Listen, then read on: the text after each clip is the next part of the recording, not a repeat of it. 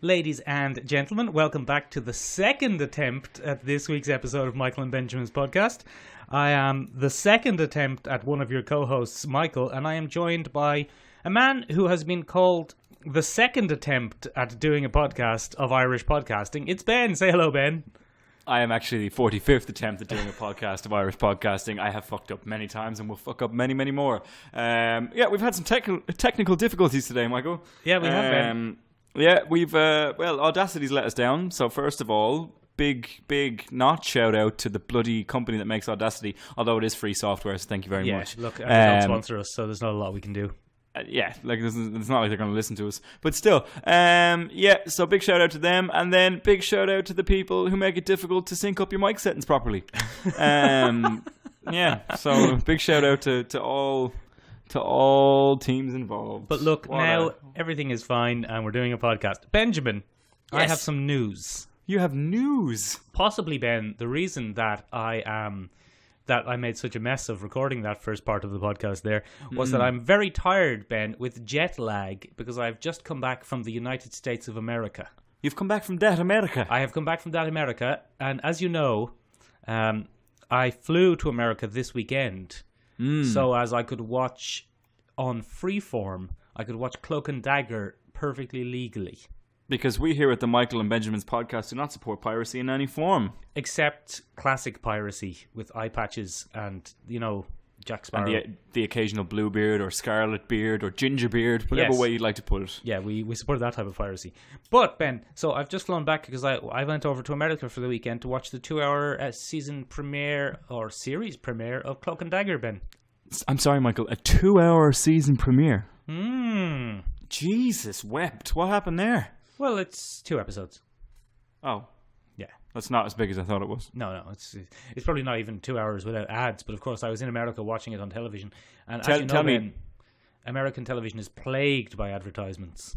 Oh God, vile things. So tell me, Michael, did you see it in an IMAX format? No, Ben. We were spared the ignominy of having to watch it in IMAX like that. So rather than pay €17 for it, you paid about €630 return. Yes, which I'm going to have to do again in a couple of weeks to see bloody Ant-Man and the Wasp, Ben. Bloodiness. Bloodiness.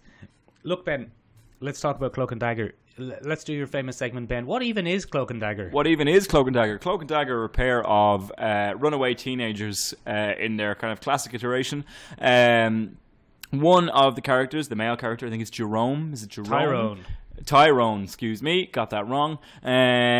He is the aforementioned Cloak, and then his lovely female companion is the dagger to that. They are called that in a famous reference to the pun on kind of secret spy shenanigans, Cloak and Dagger shenanigans. And he has a cape that allows him to access the dark dimension or the shadow dimension or dark one of the dimensions. Thank you very much. Bad dimensions.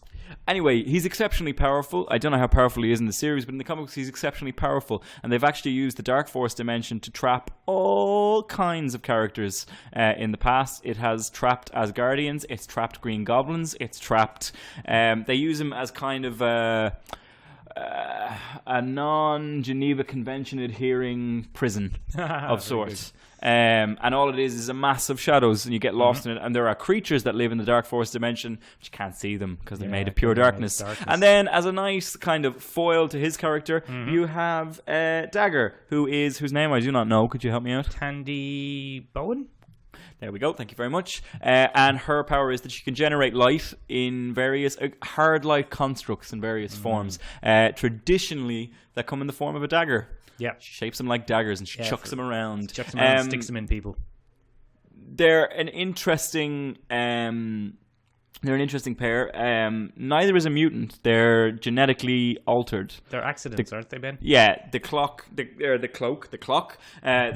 allows him to access the Dark Force dimension, and she has been genetically experimented on to allow her to construct light into various forms. And the two of them have bonded together over their outcast nature. Yes. And they travel the length and breadth of that America, and occasionally get occasionally get embroiled in a fracas involving superheroes. They're an interesting pair. They do quite well comic book wise. They don't have their own title, but they're fan favorites of a sort. And he is often used as a Deus Ex Machina character. They are where they can't figure. Go on, sorry. Go on. No, go on. No, go on. You go on. Where they can't figure out, how to deal with a superpowered foe, so they chuck him in the old Dark Force dimension. They get Tyrone to pop in and take care of it. They are Marvel's equivalent to Hawk and Dove. Yeah, exactly. So Ben, I saw Hawk and Dove is a good call. Yeah, thanks. I saw the TV show in America where I went because everything's legal, and it's all right. It's all. Is that all I get? It's all right. Yeah, it's all right. It's on Freeform, Ben. What in God's name? Freeform is part of Disney. It used to be called ABC Family. But Freeform's target demographic, Ben, you'll like this, is becomers.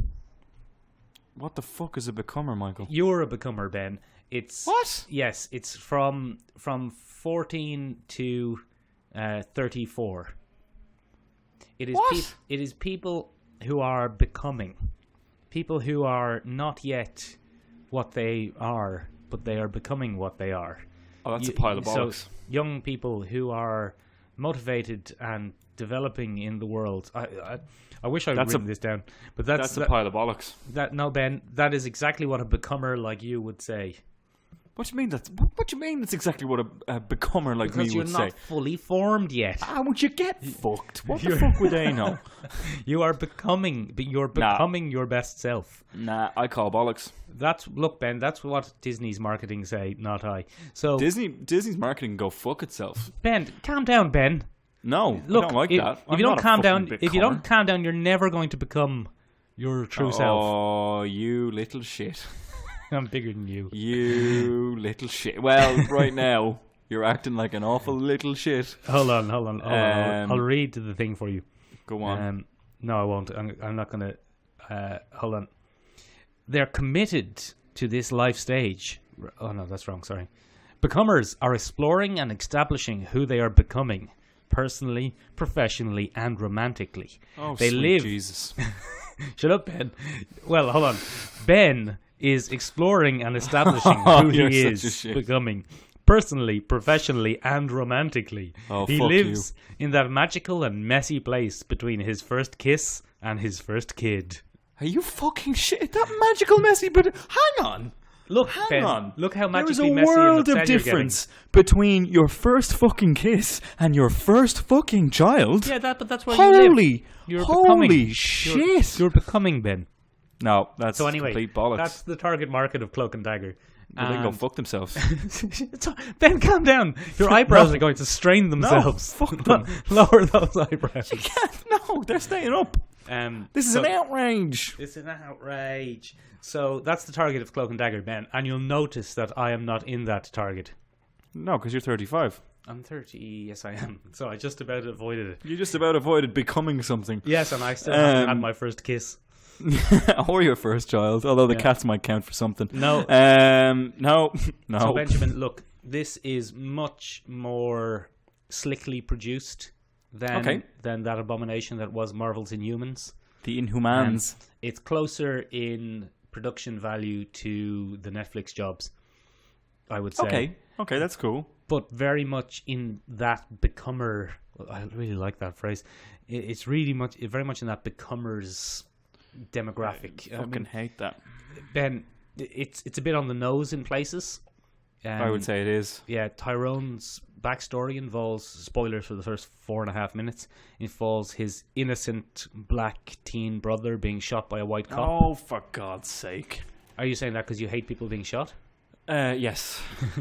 I'm also tired of tropes that have been done to death. And I also dislike the idea that the only thing that can motivate a black character is some form of tragedy at the form of police or authority. Well, I mean, the black character and the white character both have a tragedy. Her father, who is a workaholic and possibly a bit dodgy, crashes a car into the sea and dies with her in the back. What is that? Black people get their family members shot by police and white characters have their parents die in car crashes. What is that? That's actually pretty common, isn't it?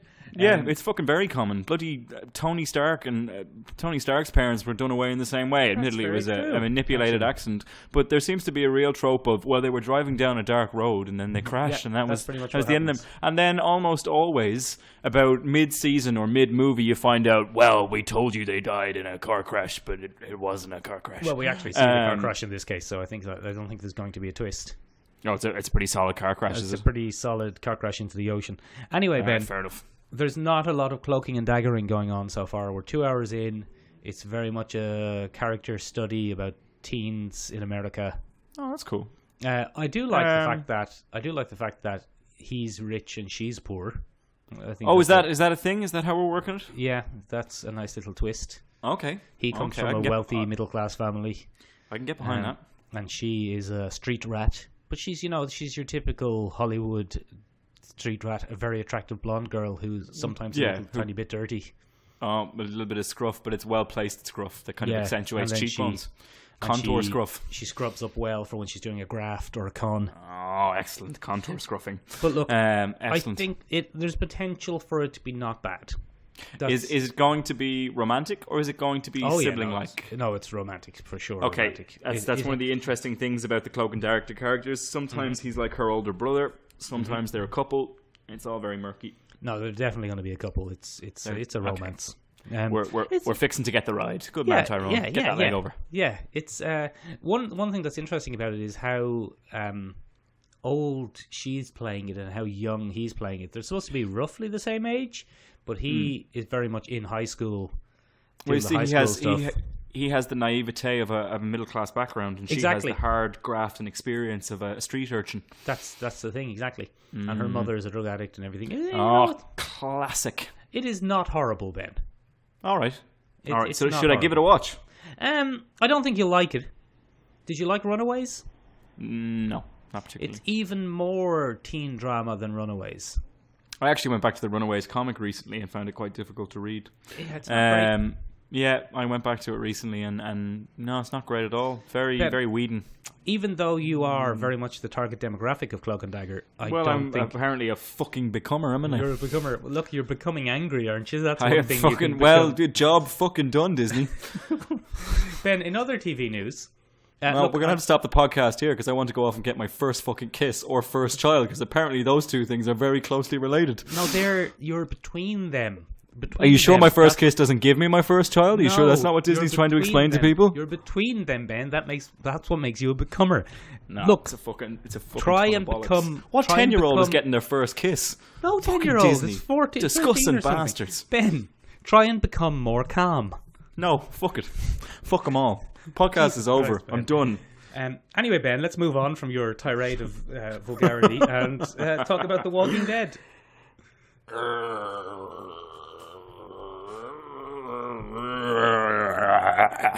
Podcasting gold.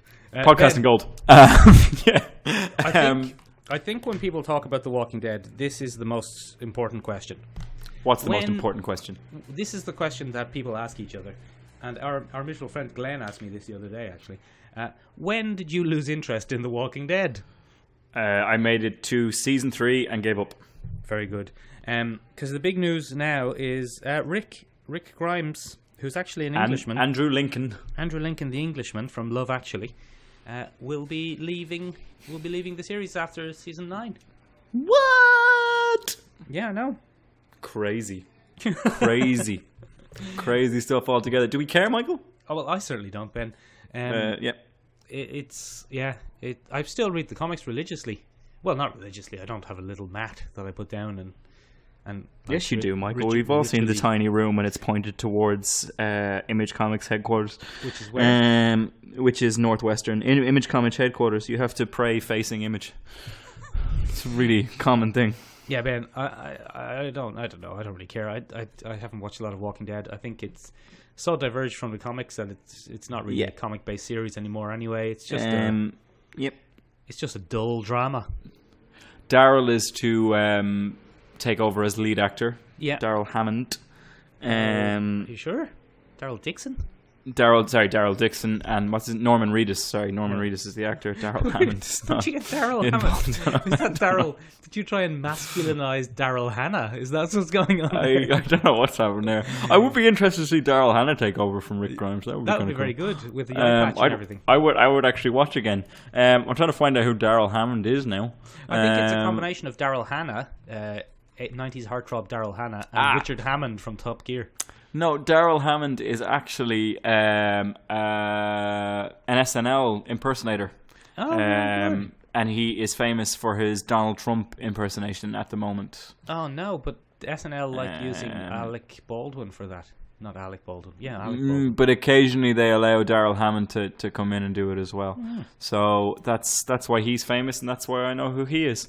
But yeah, I don't know if it matters that Andrew Lincoln is leaving. I can't blame him. I'd say it's a bloody exhausting time just going back to that and having the same reactions over and over. The more important go on. question is, obviously, do you think they're going to kill him by zombie? I don't think so. I think they're going to leave it open for him to come back. Oh, in case he renegotiates the deal. Yeah, that's my guess. Yeah, I don't. Well, I mean, he's kind of lost all the links to the group now, hasn't he? He's because his son bloody kicked the bucket last season, didn't he? Spoilers. Yeah.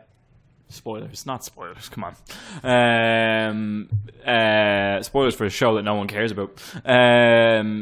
But yeah, so his Carl, his son auditioned to play Spider-Man. Did you know? I'm glad he didn't get that. I find that actually very irritating. Not Carl Grimes, the character. I would imagine acting is sparse around that end of the world. Yeah. I don't like that actor. I don't think he's very good, so I'm glad he didn't get that. Leave him alone, Ben. No, I just don't think he's a very good actor. End discussion. Let's move on to the next section then, Ben. Would you say that Carl is a becomer, Michael? Would you? Yeah, well, he is. I wouldn't say it. Disney Freeform would. Did they have becomers in a fucking zombie apocalypse, do you think? All right, Ben, calm down. Somewhere between your first zombie beheading and your second apocalypse child. That is a becomer. Try and become more... what's the word I'm looking for? Reflective on this, Ben. No, you can go fuck yourself, you Disney corporate stooge. Go fuck yourself. I've never been called a corporate stooge before. You Disney corporate stooge. You fucking adopter. All right, Ben. Ease off a bit. You linguistic malshaper. Go fuck yourself. Let's move on, Ben. Move on to something. Like waves on the shore. Like the tides, Ben. Like the inevitable sunrise and sunset. The three big summer blockbusters of the year have come and gone. Right, do you want to take a little break? Have a little glass of water or something? I'm fucking fine. The three big summer blockbusters, Ben, this year were supposed to be Infinity War, which, as you know, is going to pass $2 billion at the box office this week. Whoop, whoop. Deadpool 2. Great. And Solo. So low. Yeah, Ben, like the box office takings. Boom. Boom. Very good. Title wordplay. Yeah. So now that the three kind of juggernauts of the year have gone, the tide has receded back out to the ocean, Ben, and they have left the beach sparkling and moist and bejeweled with smaller tidbits for us to look at. And ready to be frolicked in by Daryl Hannah in mermaid form. Wonderful. Yes, Daryl Hammond. So what have we got? what have we got lined up? We've got some trailers, Ben. Have you seen some trailers? I've seen some trailers, but what trailers have you seen, Michael? Ben, the first one that I saw, well, not the first one I saw. I've done this back to front because the most recent one I've seen is Predator. Predator. The Predator. The Predator. Yes. Yes. What do we think? I haven't seen it, unfortunately. So here's the deal, right, Ben? Yeah. They revealed a lot more about the plot in this one. Whoop, whoop. It looks like the blonde man, whoever he is, the actor, is it the guy from Altered Carbonate? Joel Kinnaman. Is it him? Is it a derivative version of Leading Man number 6? Yeah, it's the blonde man. The blonde man is a sniper, sure. a military sniper. Mm-hmm. Not a sniper like my friend Dave, who used to come in just when you were going to try and talk to a young lady and talk to her first. Oh, not that kind of sniper. Sneaky cock sniper. Yeah, Ben. Well, that's what they are.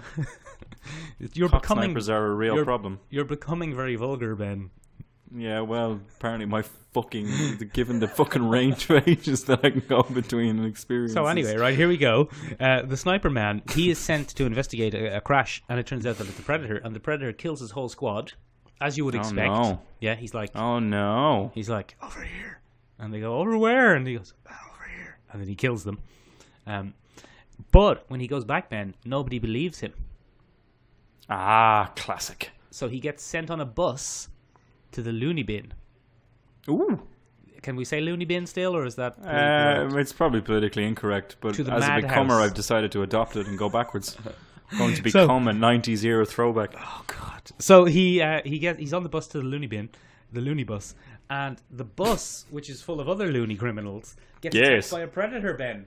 What? Your classic predator. What? And the interesting thing is we see the classic predator, full face, full mandibles, going in like the first 25 seconds of the video, of the trailer.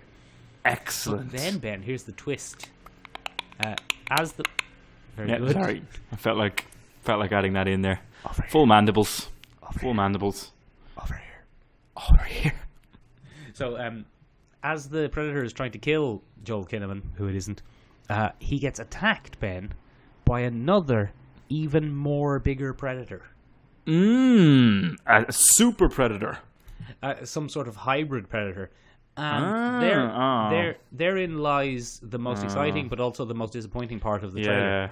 Because when you see it, Ben, when you see this the even more bigger predator attacking the normal predator, it looks cool and all, but almost immediately you're left with the feeling of, haven't we seen this before?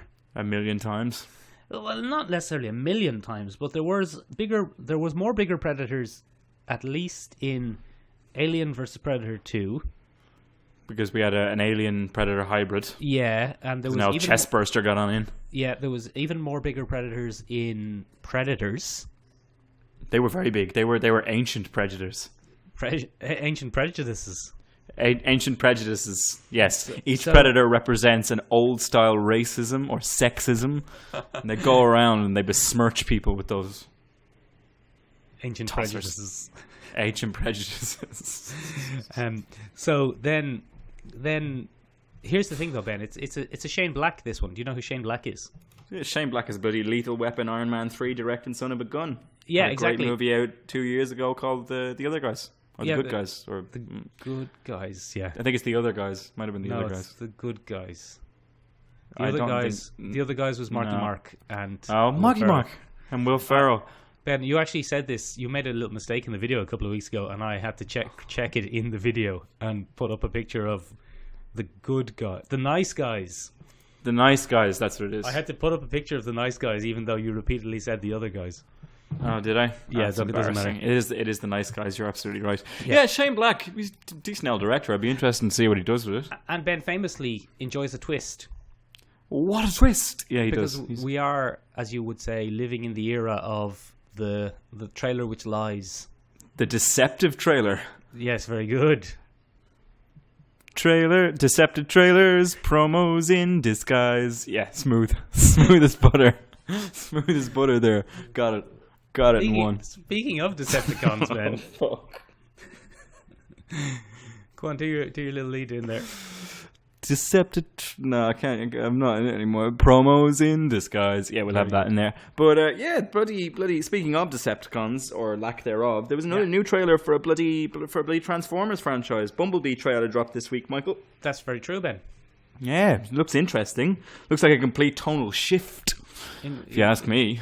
A tonal shift from Predator.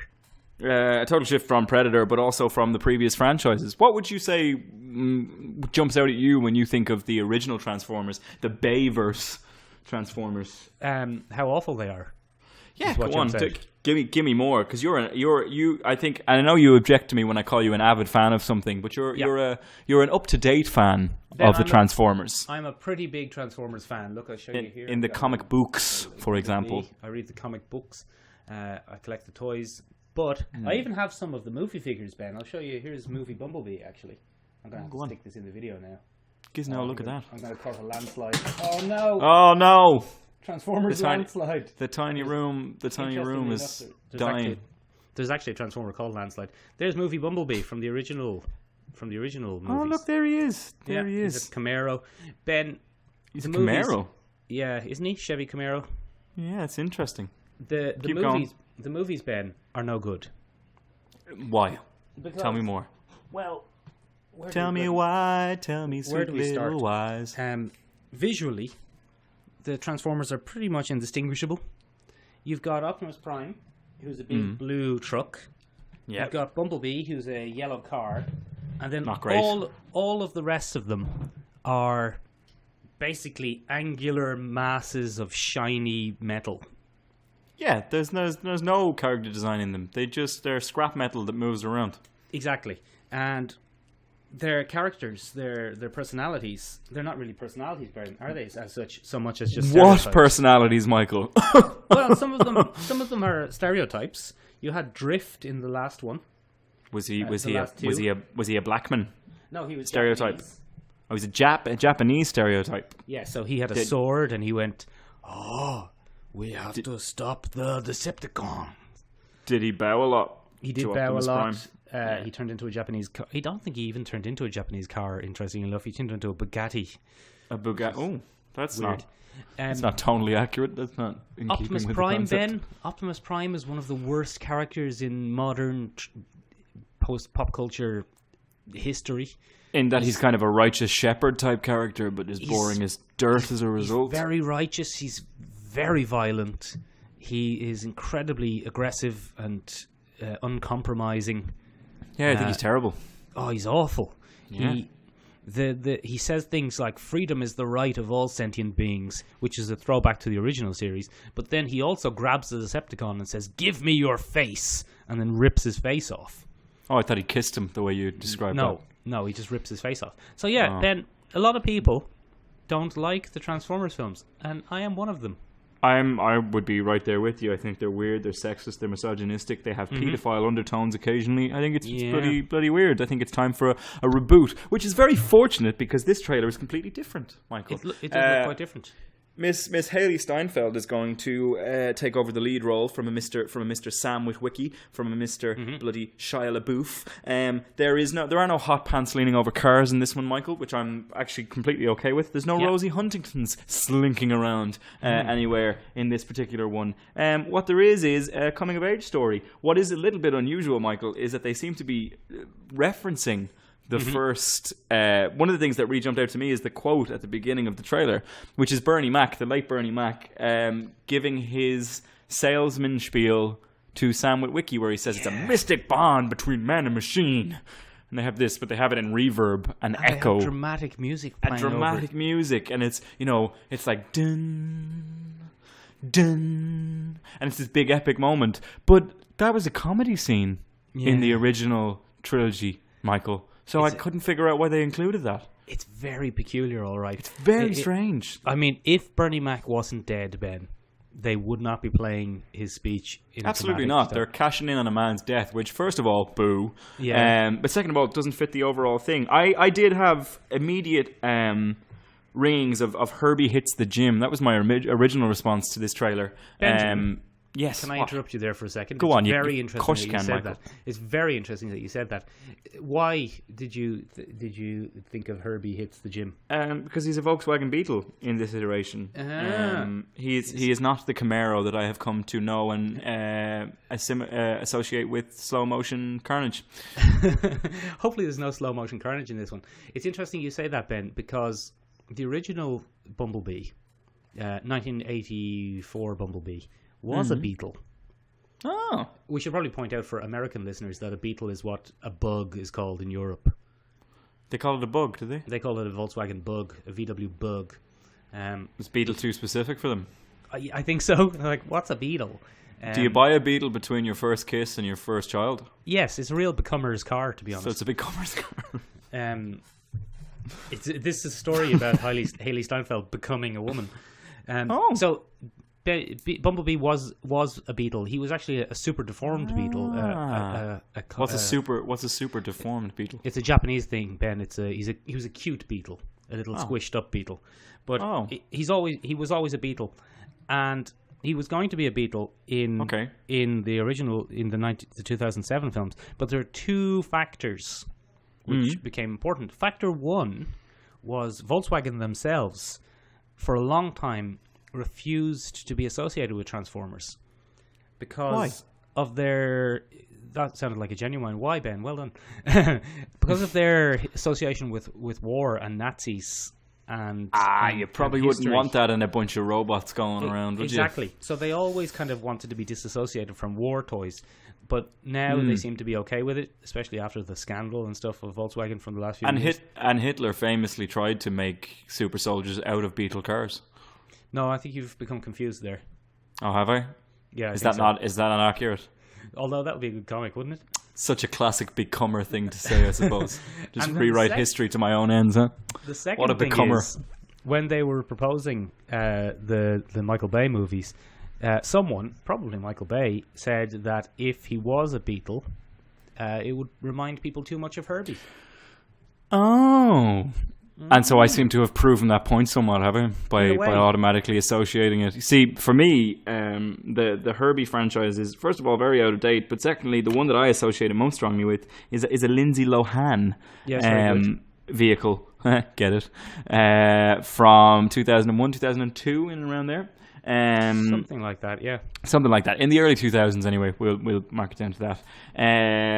And for me, it was very reminiscent of that because it's very tonally different. It's very much about a girl and her car, and it seems like much more of a coming-of-age story, as you said, Michael. What I really like about it is he actually suits the Beetle car much better, and it's actually incorporated into his robotic humanoid form. That's the thing, Ben. That's the definition of Transformers. You should always be able to tell what they turn into.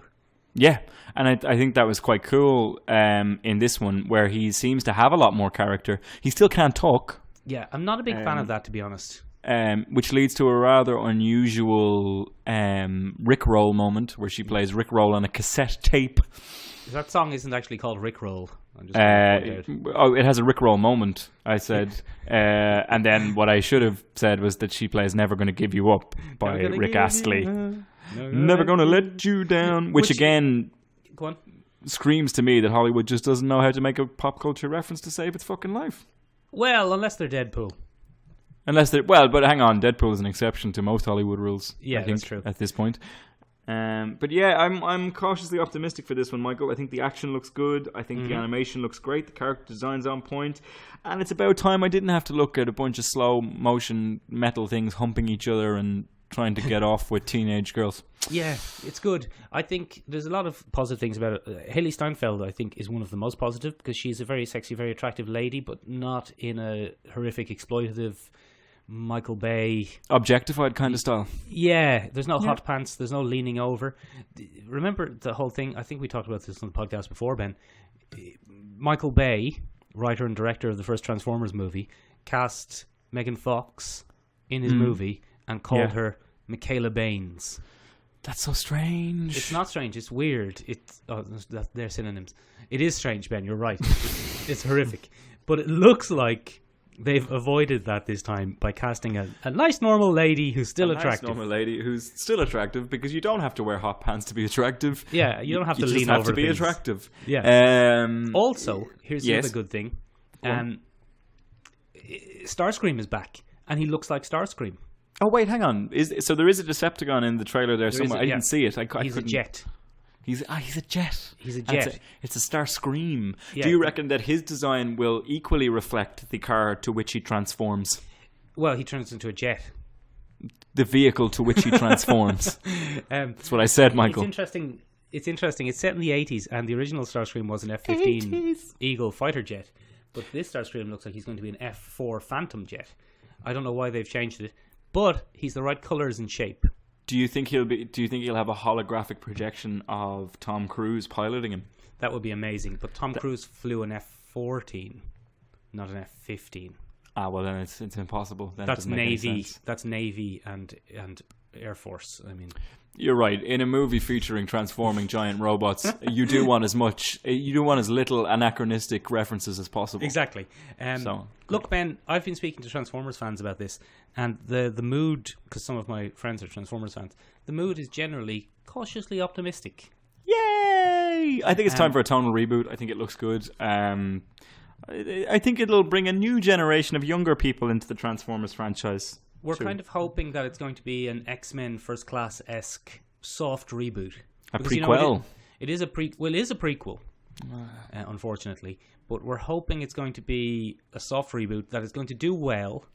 Yeah. That it's going to be like an E.T.-esque girl and her alien friend story. It's very much. It does very much have that overtone. What's interesting to me is Go on. that would mean that the government was well aware of Decepticons and Autobots before the Bayverse. Yeah, it doesn't make any sense. So hopefully it's a rewriting of the timeline. Yeah. Speaking of timelines, Ben. Yes. Smooth. What do you? Yeah, thank you. Smooth as silk. Speaking of multiple universes and timelines, Ben, Spider-Man. Well, this week you were very excited about the new Transformers trailer, Michael, but I nearly lost my shit over the new Spider-Man trailer, Spider-Man Into the Spider-Verse. You lost your shit earlier when you found out you were a becomer. Fucking becomer. The fuck out of here with that shit. I suppose Miles Morales is very much a becomer. Yeah. And this is possibly Sony Pictures' attempt at engaging the becomer fucking demographic. And I think it represents those quite well. Interestingly enough, becomers may become an interesting point for me to talk about this on. It's an animated movie, which sets it as a big departure from most Spider-Man movies that we've come across. Yeah. It's very much animated. It has a super funky, graphic, frenetic kind of style that I really, really like. It looks really, really cool. It's really vibrant, and it's kind of a cool comic hybrid of animation, which I really like looking at. It's got sharp colors, violent kind of neon colors that jump in for the action and stuff like that, and the character design looks fairly magnificent. They've distinguished. So the interesting thing about this, since we speak about timelines, first of all, hold on to the point there about your about the look of it. Yes. Interestingly, I think several people I know mistook it for a video game. Well, it does have that. It very much has that element to it. I think it has that kind of freneticism. Yeah, it very much reference. It looks like a video game, and the action is very video gamey, but in a great kind of way. I think it's very clean. Well, video game graphics have come along so much now that it looks like a video game used to be an insult. Yeah, but now. Yeah. It's pretty decent given that they spend billions of dollars on one cutscene. But like for me, one of the fascinating, like I found it quite difficult to watch the first time, and I thought, I don't know, and then I watched it again, and it actually moves quite beautifully between action, which is kind of they almost skip frames. It's at a lower frame rate, so the action seems very sharp. I wonder if maybe the animation isn't finished. It could be that, but I think it's playing into the style, like the impacts and stuff like that, because then they have perfect frame rates for certain sequences. For example, one of the real jump out moments of the trailer for me is when Miles Morales launches himself off a building and kind of plummets into the New York skyline upside down in a slow motion. It's a kind of a beautiful composition. It's very, very cool. But I think more interestingly than that is Miles Morales himself. So as you know, Michael, Miles Morales is not the original Spider-Man. No, it's Peter Parker. He is, it's Peter Parker is the original thing. And more interestingly, the trailer is narrated by Miles Morales, and he directly references the fact that there is more than one dimension. He says, in your dimension, there's one Spider-Man. Ours is different. And so that's really interesting to me. So he seems hyper aware of inhabiting a different universe. But anyway, what's more interesting is Miles Morales is Afro-American. He is Black Latino. Okay. I think he might be just black in this particular incarnation. I'm not sure. I haven't seen it. Yeah, get rid of those Latinos. But he's That's the son. too much. No, that's not the tone we're taking with this, Michael. Okay, good. But it's interesting. I think people are definitely learning the lessons from a Black Panther or a Get Out. And we're really pushing those characters to the fore now. It's kind of cool to see him brought in. He's voiced by, I'm going to get this wrong again. Donald Glover. Sorry? Donald Glover. It's not Donald Glover. Donald Glover would be a great choice for it, but it's not him. It's Rami Moore. Rami Moore. Never heard of him. He pops up all over the place in Netflix series. He was in He was in a Netflix series. He's starting a couple of things here and there. No major movies yet. Okay. But I think he has a nice voice for it. He sounds like a teenager. He's not a teenager. He's about 23 odd. He's not a teenager. But he sounds very like a teenager. I like it. I like the tone they're taking. His father is a police officer. I think there's some interesting commentary there. And I think that's really cool. Well, there are lots of moments where... first of all, his father is vehemently against Spider-Man because he feels like he undermines the police force and kind of overshadows a lot of the good work that they do, which like is an Captain interesting. Yeah, exactly. But kind of, he's more of a beat cop. He doesn't seem to be a lieutenant. He's an honest street beat cop in New York. But he's black, and I'm not going to do a black guy voice because that's just not appropriate. But yeah, he does that, and then he drops his son to school quite a bit. His son is very embarrassed about being seen in the back of a cop car. When his friends see him, they say, "Yo, did you get arrested?" Like it's a whole thing, okay. Because that's the topic in America right now. You know, is Miles Morales' dad in the comics traditionally dead? I think it's a traditional Uncle Ben move. What I would be very surprised to see here, and what I'm not 100% sure how that's going to go, but I think maybe we might see a Papa kick the bucket by the end. Yeah, that wouldn't surprise me. By the end of the film, I hope not. But I like a couple of things about it. The voice acting is great all around. Jake Johnson of New Girl fame is going to be our Peter Parker. Is he the one who's doing the older Peter Parker? Yeah, he's the older Peter, schlubby Parker. That's interesting. For Spider-Man wearing sweatpants. That was one of the things that jarred me in the trailer a little bit because for me the voice of Spider-Man will always be the guy who did the voice in the 90s, and I have no idea who that was. 90s Spider-Man. 90s Spider-Man voice will always be the voice of Spider-Man. He was Spider-Man in the animated series and the Capcom video games and stuff, so you can't remove yourself from him. This must be how it feels for Batman fans when Kevin Conroy isn't the voice of Batman. Oh God, it hurts when Kevin Conroy isn't the voice of Batman. I struggle with it so much. Yeah, it's no good. It's not right. So Jake Johnson is an interesting choice because he does it well though. He's an awkward loser. He's an awkward loser in this as well. They're in a diner and they're eating together, and he turns around to Miles Morales and said, "You've got money, right? I'm not really liquid right now." And Miles Morales has to pay for his food, so I think he's the adult. Yeah, I think he's very schlubby though, and he also trains him in sweatpants. There's Spider-Man with a Spider-Man costume on top and sweatpants on bottom. What I really like about it is they're really distinguishing this Spider-Man from Peter Parker Spider-Man, and Peter Parker Spider-Man actually says, "Don't do it like me. Don't be Spider-Man like me. That's not a thing that you should do." And there's a couple of things that are really good at that.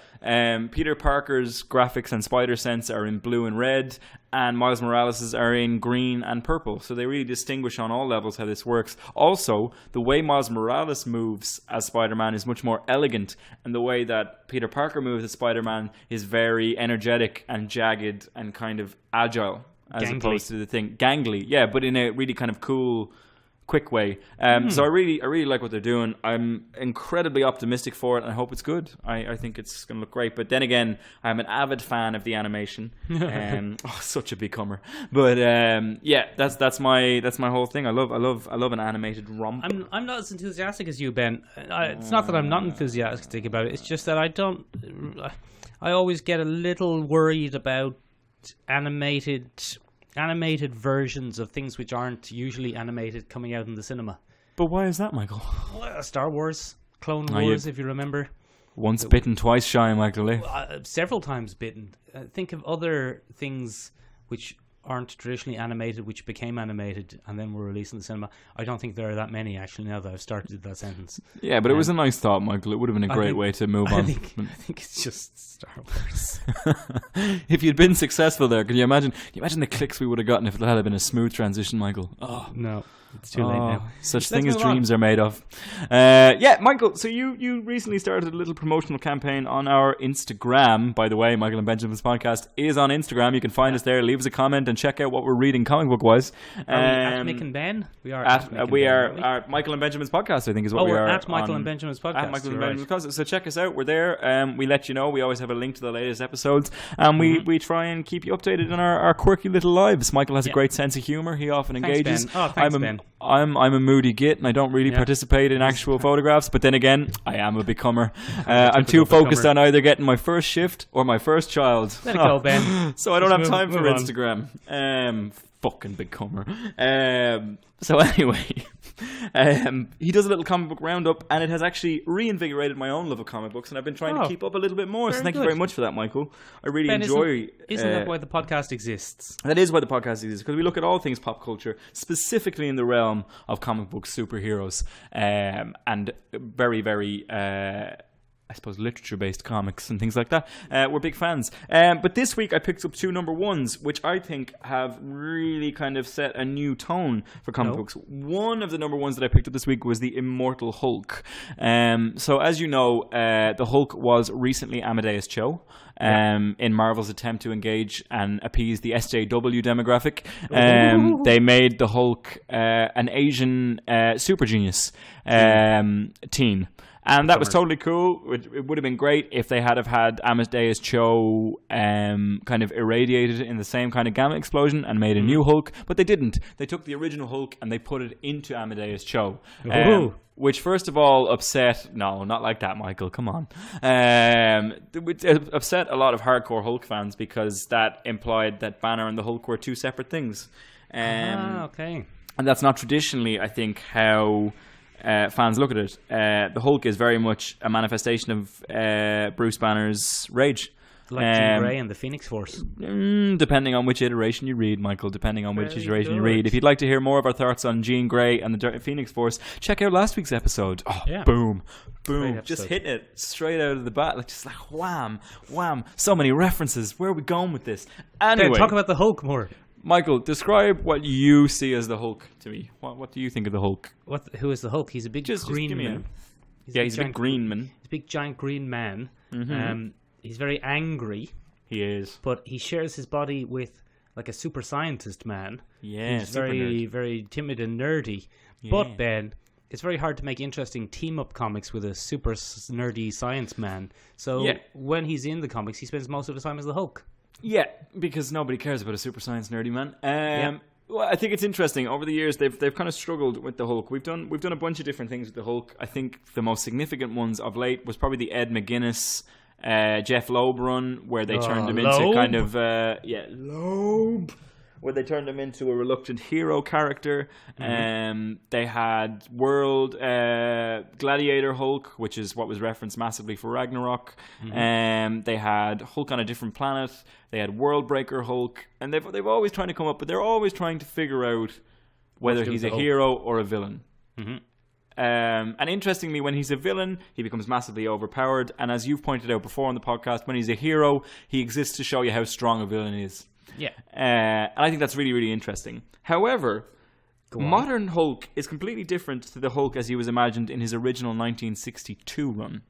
He was he was a monster, and that's the key word, I think, throughout the entire thing, is that he was very much a monster. 1962, The Incredible Hulk #1, is this amazing melting pot of Steve Ditko, Jack Kirby, and Stan Lee. So it's that Marvel Dream Team in the initial iteration. And Stan Lee. Yeah, fair enough. Oh, zing.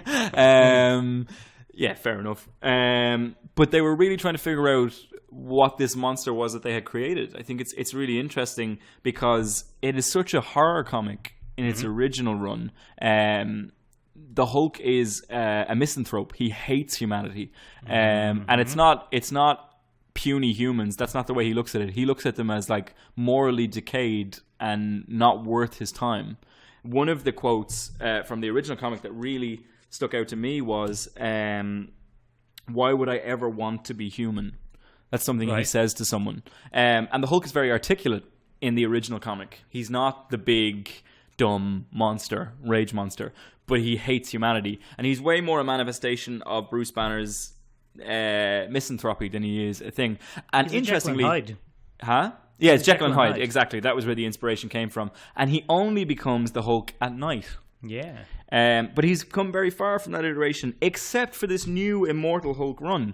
This is very much a return to the original characterization. The Hulk is an exceptionally terrifying character in the Immortal Hulk #1. Oh, very good. on two levels. One level, Al Ewing is the writer of this new run, and he has turned him into this nighttime Hulk again, where he only comes out at night. And he's way more like an avenging spirit. So no spoilers for the first one. But Bruce Banner is in the middle of a hold-up. He's not committing the hold-up. He gets shot. A 12-year-old girl gets shot. And the teller gets shot in this. So what happens is Bruce Banner dies. But then when in the morgue, when the sun goes down, he comes back as the Hulk. And he tracks down the shooter who executed the 12-year-old girl. Oh. And he begins to have a conversation with him about whether he thinks he's a good person. And then what he does is he actually breaks every bone in this man's body. Oh, no. And puts him in a wheelchair for the rest of his life as punishment. Oh, God. I thought you said no spoilers. So it doesn't matter. You can read it and it's still fantastic because I haven't spoiled any of the dialogue that goes into it. You have to read it to do it. What is interesting is that the opening quote is from Carl Jung on this comic book. And the quote is, "Man is, on the whole, less good than he imagines himself or wants to be." So it's a really interesting kind of investigation into this. And what I think is really cool, Joe Bennett, whose art is not the greatest art I've ever seen, but his perspective is fantastic. And for the first time in a very long time, the Hulk feels like a Hulk. He's absolutely huge. And the way they break this down is he rarely fits inside any panel that he's put in. He encompasses the whole panel, and he's crouched over all the time to try and talk to humans because he's just not on their level. And he's just this, and there's an amazing double page splash page where he takes up the entire double splash page, and you see it from the perspective of the guy. The guy is put in low. Fantastic art, and it really kind of reinvents this horror element of the Hulk. And I just think it's absolutely fantastic. I really like that it's a return to form. And for me, it's kind of a signal that the comic book industry is in trouble and they're willing to experiment with where they go with their characters. You think the comic book industry is in trouble? Well, it's in declining sales. It's still experiencing a 10% drop in sales. That's been ongoing for quite a while. It's the films and the TV shows that are making the money now. Yeah, they're not bolstering the comic book end of things, but it allows them to take more experiments like this to go back to an original kind of horror element. It's a very disturbing characterization of the Hulk. He's very unpleasant. You can't root for this character at all. Oh, I like the sound of this, Ben. And it's amazing. It's really cool. Unfortunately, I don't think we have time to go through my second comic book review. No, we do. We're only at 52 minutes. We're only at 52 minutes. All right, yeah. we'll push it. The other one I wrote... If you can do it in 8 minutes. Yeah, I can, absolutely. The other comic book that I read this week is Justice League #1 from Scott Snyder and Jamie Chung. Zack Snyder? Jim Chung. Scott Snyder. Schneider. Not Zack Snyder. Zack Snyder directs the JLA movies. Scott Snyder is the man who I think is most famous for rebooting Batman in the New 52 and turning it into an absolute sensation. People adore this iteration of Batman. And he has been given kind of the keys to the castle in that he gets to do JLA. And rather brilliantly, I think he did a great job on this first issue. First of all, how often is JLA rebooted to issue 1? The last one was 2016. Okay. So this is 2018. But what's interesting here is he's returned the Silver Age lineup. Very much the Bruce Timm kind of animated series lineup. So you have... Let me guess. Batman? Go on. Yes, you have a Batman. Classic. Wonder Woman? Yep. Superman? Yep. Green Lantern? Yep. Greg Lantern? No. Okay. Aquaman? Yep. Hawk Girl? Yep. Hawk Girl even? Yep. Wow, The Flash? Yep. The Martian Manhunter? Is back, yep. Oh, there you go. He has been notably absent since the reboot, since the rebirth. He has been absent, and he's back. And he is actually the central focus for this issue. We see the League through Martian Manhunter's eyes. One of the things that fascinates me about this one is it's a very much... you know the way... Grant Morrison loves to go back and dip into the Silver Age and kind of modernize it and make it gritty. Mm-hmm. Scott Snyder likes to go back to the Silver Age, but he doesn't like to make it gritty. So it's kind of a lovely homage to the original kind of comic book things. For example, at one point, Martian Manhunter has to destroy the moon. And he has a conversation with Batman and says, Batman, if you could detonate the bombs you've planted in the moon to make it easier for me. And Batman says, what do you mean, bombs in the moon? And he says, Bruce, we don't have time for this. And then Batman says, fine, I'll detonate the bombs. But it's really interesting, and it's very self-referential. And one of the greatest pages in it for me, and something that I think is very missing, is the opening splash page, where we see all 8 members of the Core League working because we have Martian Manhunter, Hawkgirl, Wonder Woman, Flash, Aquaman, Batman, Superman, and Cyborg is in there as well. I forgot we've kept Cyborg on the team and whatnot. But what I think is really cool is we see a big splash page featuring each of these people in their own environment, fighting off an unknown invasion at this point in time. Mm-hmm. And they have this great banter where they're all connected telepathically. Yeah, very good. That's Martian Manhunter. And Flash starts to do a Batman impression across this telepathic conversation. And it's just a series of people doing their own version of the Batman impression. So Clark has a Batman impression. Wonder Woman has a Batman impression. They all have their own. That's what nerds do when we meet up in real life. So it's very funny. And then all Batman says to any of these is, I don't sound like that. And it's quite funny. But the art is great. It's really lively. It's really bright. It's really colorful. And it's a complete antidote to bloody dark DC cinematic universe Justice League, and I love it. I thought it was great. And the best part about it is they're going to face off against the Legion of Doom again. Lex Luthor is back in his big green suit. It's great. Lex Luthor is a villain again. Like I said, it's very Silver Age, and it's very much in love with the Silver Age. But I think it's absolutely fantastic. And I really like it. I thought it was a great return to form. And it should get people back into the Justice League, because the Justice League has been notably a bit rubbish of late, and it's all been very confusing.